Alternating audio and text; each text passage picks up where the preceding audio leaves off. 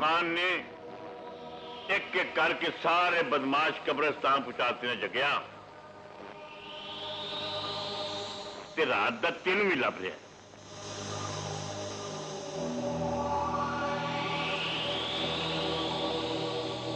अज पहली बार इस थम नूं डोलदिया वेखने मलक बादशाह तानू जगे ते मार नहीं रहा या जग्गा जग्गा नहीं रहा। वो हुकूमतां नाल मत्था ला के कदी कोई मफरूर जिंदा नहीं रह सकिया। राय अहमद खान खरल होवे, मलंगी डाकू होवे या दुल्ला पट्टी, गल हमेशा गोली ते मुकी है।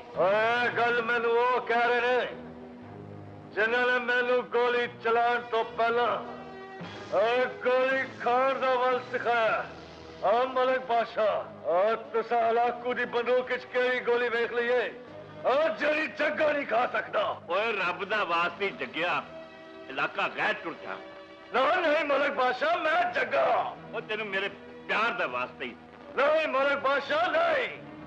जग्या ओए जग्या मेरे बदे हथा वेख लै।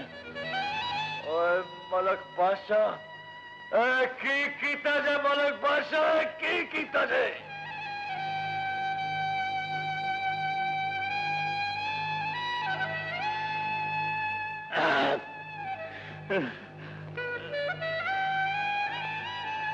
जा टुर जा जून जो गया, जा टुर जा और चला जाए तू, चला जा।